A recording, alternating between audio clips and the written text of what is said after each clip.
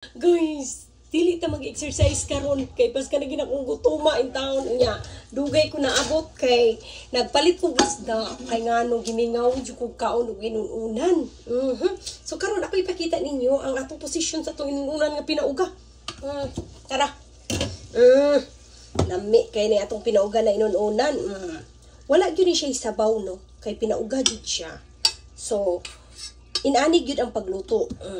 Unya, atong, yung gagamitin yung mantika, yung hindi olive garden, olive oil. Okay? Sus! Ayan na guys. Wa na yun, kuha na yun ko, nagtulo na ang akong laway. Di sa ko mag-exercise ron eh. Bahala, oroy mo diha.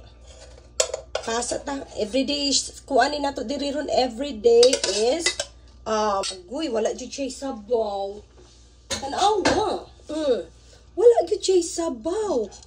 Agoy, ano kita ni? Sukara na kung kanon nga lami. Awa na tayo guys.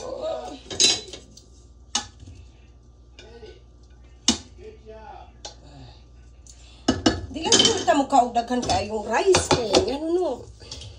Alamig man sa daway kay dagang rice.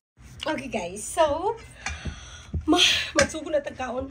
Thank you, Lord, for all the blessing we received, Lord. May bless this food at them, Father, in Jesus' name. Amen. Lami kaya itong kaon ron, no? Huwag tangan diet na to. Wala na siya isabaw, no? Tanawa. Wala na isabaw. Gapay na lang. Pwede lami.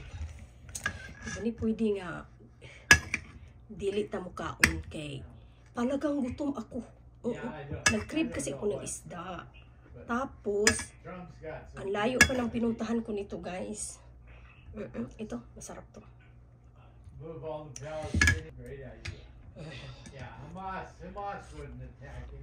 Oh my God.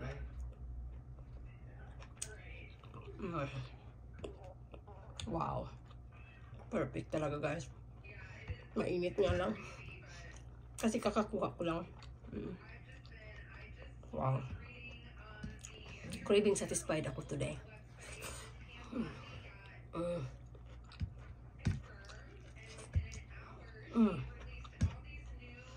Walang sabaw.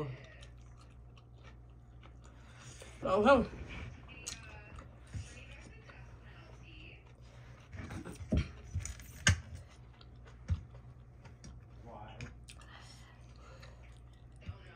Sarap talaga, no? Pag ganito ang ganito ang ulam natin.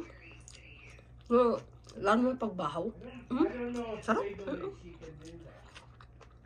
Ang bahaw talaga. Masarap pag ganito.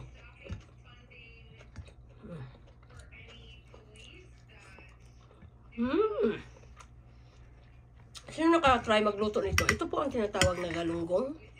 Galunggong na yung bang goodbye head pag tuyo, goodbye head. Yung luto na ang namimiss ko talaga luto, yung pinaugat talaga ba? Yung suka lang talaga mantika. Yun po ang ginagawa ko ngayon. Suka at mantika lang.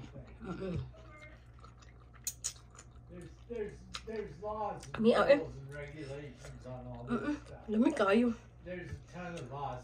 Hindi na ko bang usap kanon ka. Mawawala talaga ang diet natin to.